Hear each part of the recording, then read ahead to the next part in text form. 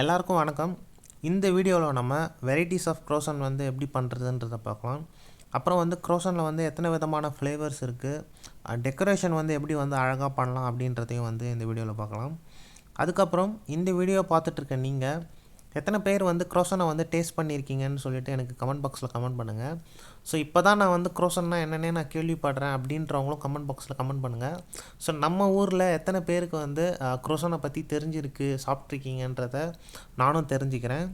அதுக்கப்புறம் croissant வச்சு sandwiches பண்ணலாம்.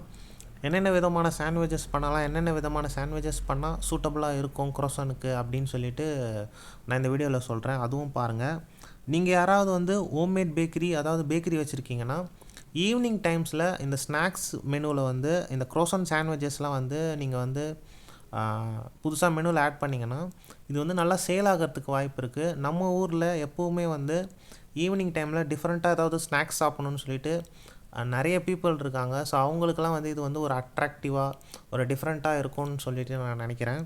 இது மேபி யூஸ்ஃபுல்லாக இருக்கலாம் உங்களுக்கு. ஸோ இந்த வீடியோவை ஃபுல்லாக பாருங்கள். அதுக்கப்புறம் நம்ம வந்து croissant பார்ட் 1 பார்ட் 2ன்னு சொல்லிட்டு 2 வீடியோ போட்டிருக்கோம். croissant வந்து எப்படி மேக் பண்ணணும், எப்படி வந்து டெம்பரேச்சரில் செட் பண்ணி ஷீட்டிங் பண்ணணும், எல்லாமே தெளிவாக போட்டிருக்கோம். அந்த வீடியோவை பார்க்காதவங்களும் லிங்க் தரேன் டிஸ்கிரிப்ஷனில். ஸோ போய் அந்த வீடியோவை பாருங்கள். ஓகே, இப்போ டைம் வேஸ்ட் பண்ணாமல் வீடியோக்குள்ளே போயிடலாம். இம்ப்ரமேஷன் இஸ் வெல்த். ஊரெல்லாம் ஓடி அலைஞ்சு உழைச்சி சம்பாதிக்கிறது எதுக்கு? இதுக்கு தானே இம்ப்ரமேஷன்.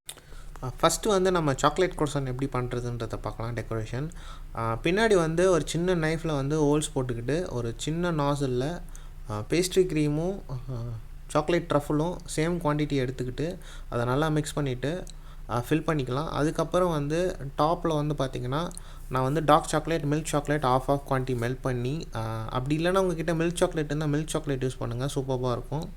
நான் வந்து இங்கே ஆஃப் ஒயிட்டு டார்க்கு யூஸ் பண்ணியிருக்கேன். அதை டிப் பண்ணிக்கிட்டு கொக்கோ நிப்ஸ் யூஸ் பண்ணுறேன் நான் கார்னிஷ்க்கு. உங்களுக்கு என்ன கார்னிஷ் வேணுனாலும் நீங்கள் போட்டுக்கோங்க. மார்பிள்ஸு, அப்படி இல்லைனா சில்வர் பால்ஸ் ரெடிமேடாகவே வந்து நம்ம மார்க்கெட்டெல்லாம் கிடைக்கும் லோக்கலில். டெக்கரேஷன் நீங்கள் என்ன டெக்கரேஷன் வேணால் போட்டுக்கலாம், உங்கள் இஷ்டம் தான் அது. அப்படி இல்லைனா ஒயிட் சாக்லேட்டை கூட நீங்கள் வந்து ஸ்ப்ரிங்கிள் பண்ணலாம் மேலே சின்னதாக பைப்பிங் பண்ணி. ஓகே, அதுக்கப்புறம் இப்படி கட் பண்ணால் நம்ம croissant வந்து இப்படி தான் இருக்கும். நான் கட் பண்ணியே காட்டுறேன். இந்த மாதிரி இருக்கும் நம்ம சாக்லேட் croissant. ஓகே, நெக்ஸ்ட்டு வந்து ஆல்மண்ட் croissant நம்ம டோவாக வந்து ரொட்டேட் பண்ணும் போதே ஷீட்டிங்க்கு அப்புறம் நான் ஆல்மண்ட் பேஸ்ட் போட்டிருப்பேன். ஆல்மண்ட் பேஸ்ட் எப்படி பண்ணுன்ற வீடியோ இன்னும் ஒரு 2 வீடியோ கழித்து வரும். அதை வந்து பாருங்கள், நான் தெளிவாக வீடியோ எடுத்திருக்கேன். ஸோ அது எடிட்டிங் போயிட்டுருக்கு. இந்த மாதிரி வந்து பேஸ்ட்டை வந்து போட்டு ரொட்டேட் பண்ணிவிட்டு பேக் பண்ணி எடுத்ததுக்கப்புறம் மேலே வந்து பார்த்திங்கன்னா கஸ்டர்ட் நான் போடுவேன். அதாவது வந்து பேஸ்ட்ரி க்ரீம் போடுவேன். பேஸ்ட்ரி க்ரீம் போட்டுட்டு almond flakes, roasted almond flakes போட்டுட்டு சுகர் டெக்கோர் இந்த மாதிரி வந்து நல்லா வந்து தூவி விட்டால், இது வந்து நான் வேலை செய்கிற இந்த இடத்துல அதிகமாக சேல் ஆகாத ஆல்மண்ட் croissant இங்கே எல்லாேருக்கும் பிடிக்கும். ஸோ இதை வந்து கண்டிப்பாக நீங்கள் ட்ரை பண்ணி பாருங்கள். ஆல்மண்ட் பேஸ்ட்டும் நான் வந்து ரெசிபி போடுறேன், இதை வந்து ட்ரை பண்ணி பாருங்கள் மறக்காமல். இது ரொம்ப சூப்பராக இருக்கும். ஓகே, நெக்ஸ்ட்டு வந்து சீஸ் croissant வந்து நான் இங்கே வந்து க்ரீம் சீஸ் யூஸ் பண்ணுறேன். ஸ்டஃபிங்கும் சரி, டாப்லேயும் சரி. உங்களுக்கு என்ன சீஸ் பிடிக்குமோ வந்து நீங்கள் யூஸ் பண்ணிக்கோங்க. Cheddar cheese, jack cheese, mozzarella cheese, என்ன வேணுனாலும் நீங்கள் யூஸ் பண்ணிக்கோங்க. பட் நான் இங்கே வந்து க்ரீம் சீஸ் யூஸ் பண்ணுறேன். க்ரீம் சீஸை வந்து லைட்டாக வந்து விப்பிங் க்ரீம், அதாவது நல்லா வந்து நான் பெடல் போட்டு மிக்ஸ் பண்ணிவிட்டு லைட்டாக வந்து ஆயிலு, அதுக்கப்புறம் சால்ட்டு, இது மட்டும் நான் போடுறேன் ஷைனிங்காக, வெளியே வந்து நல்லா கொஞ்சம் அப்பீரியன்ஸ் இருக்கணுன்றதுக்காக. அதுக்கப்புறம் வந்து டார்க் செசமே சீட்ஸ், இதுதான் வந்து இங்கே இது ரொம்ப சிம்பிள் சீஸ். ஸோ இதுவும் வந்து நல்லா தான் இருக்கும், நீங்கள் வந்து ட்ரை பண்ணி பாருங்கள். நெக்ஸ்ட்டு வந்து ஜாட்டர் croissant வந்து ஸ்மால் இருக்குது, இங்கே பிக் இருக்குது. ரெண்டுத்துக்குமே வந்து பார்த்திங்கன்னா ஆலிவ் ஆயில் ப்ரஷ் பண்ணிவிட்டு ஜாட்டர் பவுடர் வந்து தூவி விடுவோம். ஜாட்டர் பவுடர்னால் என்னென்னா இங்கே மிடில் ஈஸ்ட்டில் வந்து ரொம்ப ஃபேமஸ்ஸு. அது வந்து என்னென்னா ஒரிகானோ, தைம், சுமக், அப்புறம் வந்து பார்த்திங்கன்னா செசாமே, அதுக்கப்புறம் சால்ட், குமியூன். ஒவ்வொரு கண்ட்ரிக்கும் ஒவ்வொரு மாதிரி வரும். லெபனானில் ஒரு மாதிரி பண்ணுவாங்க, ஜோர்டானில் ஒரு மாதிரி பண்ணுவாங்க, இங்கே சவுதியில் வேறு மாதிரி இருக்கும். ஸோ உங்களுக்கு என்ன ட்ரை ஹர்பு பிடிக்குமோ அதை வச்சு நீங்கள் வந்து பண்ணிக்கலாம் வித் ஆலிவ் ஆயிலோட. அதை ஈட் பண்ணும்போது அதோட ஸ்மெல் வந்து சூப்பராக இருக்கும். நீங்கள் வந்து இதையும் ட்ரை பண்ணி பாருங்கள். நான் முடிஞ்சால் ஜாட்டர் பவுடர் எப்படி பண்ணணுன்ற ஹோம்மேட் ரெசிபி நான் போட ட்ரை பண்ணுறேன். இப்போ வந்து சாண்ட்விச்சஸ் ஐடியா பார்க்கலாம். சாண்ட்விச்சஸ் வந்து நம்ம ஊரில் நார்மலாக நம்ம பர்கருக்கு யூஸ் பண்ணுற mayonnaise, iceberg lettuce, fried chicken, அதுக்கப்புறம் பேக்டு சிக்கன், அந்த மாதிரி நீங்கள் என்ன சிக்கன் வேணால் போட்டுக்கலாம். சேம் வந்து பர்கர் தான். நம்ம பர்கருக்கு வந்து மயோனஸ் போடுவோம், ஐஸ்பர்க் லெட்யூஸ் வைப்போம். அதே மாதிரி இந்த க்ரோசனை பொறுத்த வரைக்கும் மேட் பை பட்டர். ஸோ அந்த ஃபிஷ் சீ ஃபுட்டை தவிர்த்து நம்ம என்ன சிக்கனு, வெஜிடபிள், எக்கு எது போட்டாலும் க்ரோசன் சாண்ட்விச்சுக்கு சூப்பராக இருக்கும். நான் அப்படியே வந்து டிஸ்பிளே பண்ணுறேன், உங்களுக்கு பார்த்தாலே தெரியும். ஐஸ்பர்க் லெட்யூஸ், சிக்கனு, அப்புறம் வந்து க்ரோசன் கட் பண்ணுறப்போ ஒரு இம்பார்ட்டண்டான ஒரு அப்டேட்.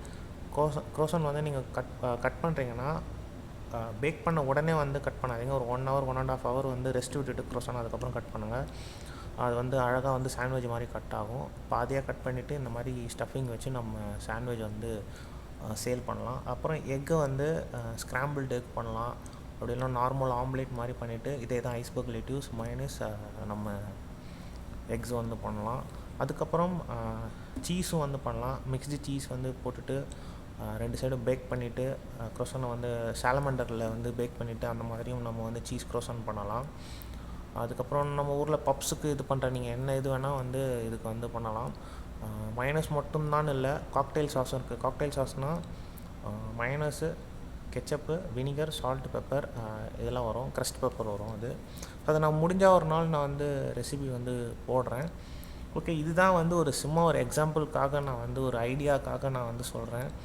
இது வந்து ஒரு டிஃப்ரெண்ட்டாக மெனுவில் நீங்கள் ஆட் பண்ணிங்கன்னா இது நல்லா சேல் ஆகிறதுக்கு வாய்ப்பு இருக்குது ஈவினிங் டைமில் நம்ம ஊரில். இது வந்து பார்த்திங்கன்னா இது வந்து ஃப்ரெஞ்ச் பிரேக்ஃபாஸ்ட் க்ரோசனை பொறுத்த வரைக்கும். பட் நம்ம ஊரில் ஈவினிங் டைமில் வந்து இதை வந்து சேல் பண்ணலாம் பஃப் மாதிரி. ஸோ இது நல்ல ஐடியாவாக இருக்கும்னு நினைக்கிறேன். இதை பற்றி, இந்த வீடியோவை பற்றி ஏதாவது டவுட்ஸ் இருந்ததுன்னா நீங்கள் வந்து கமெண்ட் பாக்ஸில் கமெண்ட் பண்ணுங்கள். அப்படி க்ரோசன் சாண்ட்விச்சை பற்றி ஏதாவது டவுட்ஸ் இருக்குன்னா எனக்கு வந்து கமெண்ட் பாக்ஸில் கமெண்ட் பண்ணுங்கள். ஸோ இந்த வீடியோ யூஸ்ஃபுல்லாக இருக்கும்னு நினைக்கிறேன் ஹோம்மேட் பேக்கர்ஸுக்கு, அதுக்கப்புறம் பேக்கரி பிஸ்னஸ் பண்ணுறவங்களுக்கு. ஸோ இன்னொரு நல்ல வீடியோவில் நான் வந்து சந்திக்கிறேன். தேங்க்ஸ் ஃபார் வாட்சிங். தேங்க்யூ.